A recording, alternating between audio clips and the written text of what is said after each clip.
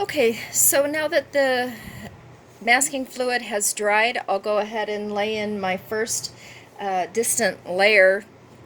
This is going to be very loose and applied in the background here. So in the original image, I'm just following along with a little bit of what she has here. Just a little bit of a gray violet distant hill. Not real sure what she had in mind there, but that's okay.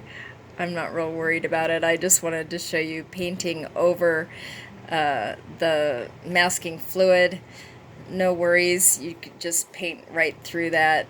And now I'm just moving the pigment around so it's a little bit more consistent. I wanted that very pale in the background. One of the things that I think I'll do, just because in this particular image I don't fully understand what this element is back here, I'm just going to lightly tap on some of these edges just to give it a little less of a hard edge, because when elements move into the distance, the edges should appear soft or broken edges to aid the perception of atmospheric perspective. All right, the next thing that she has here is a bit of brown in the area where we have some tree line, and I just wanted to show you what happens when the paint dries. I said that we would reconstitute that because now I have some gold ochre and some of the green, and it's all separated, and there was now it's a beautiful consistent color throughout. So if I had not re-wet the entire section, I might have gotten some very dark green in some areas, and I might have gotten some very light gold ochre.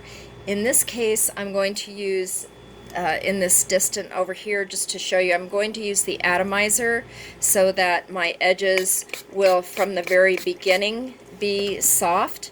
There's, like I mentioned, a couple different ways to do things, so you can tap around on some edges and just have sort of a mottled look, or in this case I can apply the pigment very quickly through this space, and my edges are going to be soft because of the fluid that I already put on the page.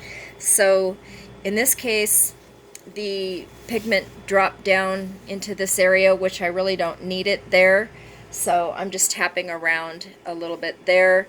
And notice that when I tap here, I get this really beautiful soft moving fluid. But the nice thing about using the this is Kleenex tissue, is that when I tap here, the water's not going to move back into that space.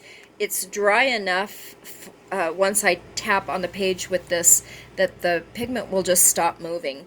I really enjoy the look of this up in here, so I'm actually going to leave that. The next thing I'm going to do is to dip into this color, which is more of the gold ochre with a little bit of burnt umber mixed in with it, and I'm going to begin to paint through this back section. But the first thing that I will do is I will moisten this area. Just get a little bit of moisture here before I put the pigment in. That way it'll be a little bit more fluid, and I can get the paint to move around a little bit more.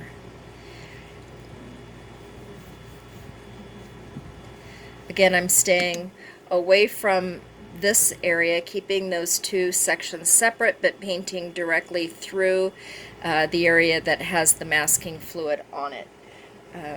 I'm going to again spritz a little bit of this down here and allow some of this pigment to move into this area as a little bit of reflected color, and I'm going to hit it again with a atomizer to get it to move. There we go. So it's very soft down in here now. I will go ahead and take a little bit of gray into that gold ochre and burnt umber, and I'll paint into just the little section here where we've got a little bit of rock, and let that bleed a little bit. Again, keeping in mind that this is distant, and I really don't mind that there are softer edges here. Above the rock, I can tap around and get that to stop moving upward, but I don't mind at all this moving downward into what will be the water. There we go. So there's a little bit of reflection down in there now. Okay, so while this is a little bit wet, I'm going to block off the top part with my hand and spritz this again with the atomizer. That way I don't have to run the entire thing across with my mop. But if I see areas that needed a little bit more moisture, if the moisture didn't get across the whole form, of course I can go back through that and place a little bit more moisture or distribute the moisture however I wish. So the next color that I'm going to put on here is, this is the cerulean blue mixed in with a little bit of violet and the smallest amount of black. So in this case, I'm just going to put this across this area in here, and I'm going to let it move back and a little bit forward. This being very moist is going to keep with some very nice soft edges that will marry very nicely with the color that I move into the distance here. And the color that I'm putting on into the distance is going to be a little bit of a darker, sort of a bluer green, and that is going to be just laid on right in here. I'm going to let it mix and marry with the blue and the gold.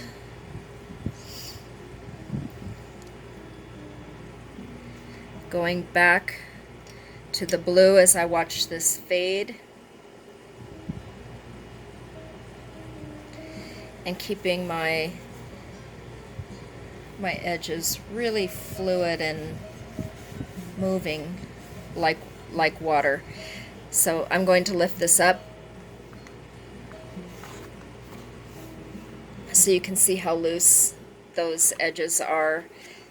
They're broken edges, and I don't know if you noticed, but what I did was I went from this angle being a little bit more parallel to the page with a little bit more vertical as I got into this area where I just wanted some more linear marks.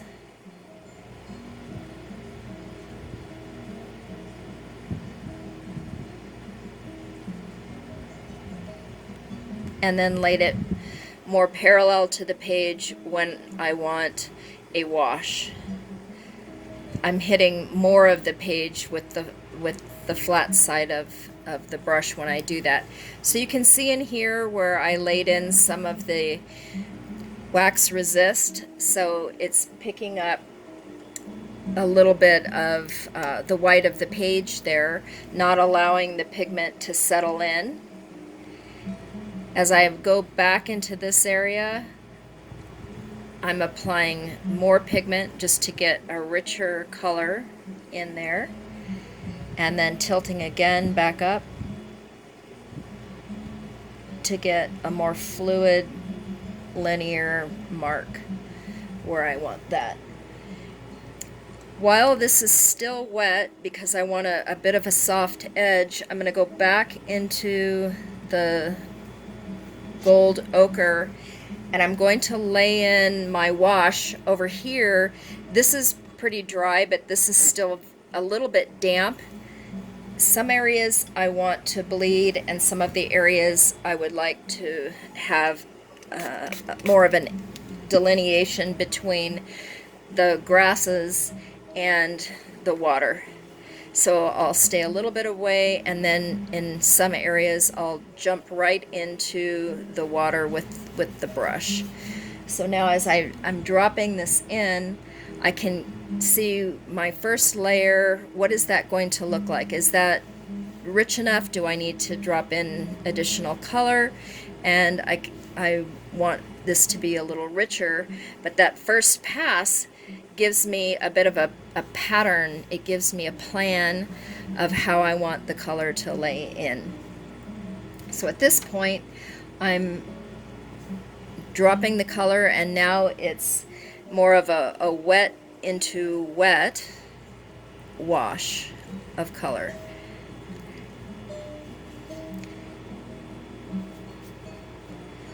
I'm dipping this brush that already was loaded with the gold ochre and some of the burnt umber.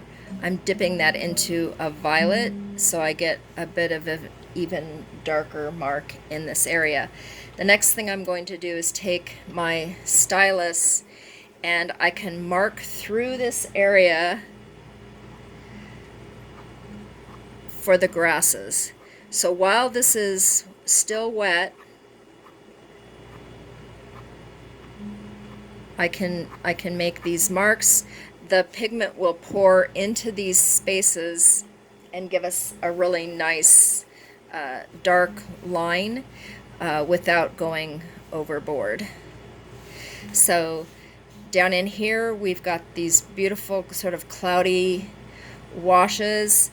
We've got a little bit of twinkling light on the surface of the water.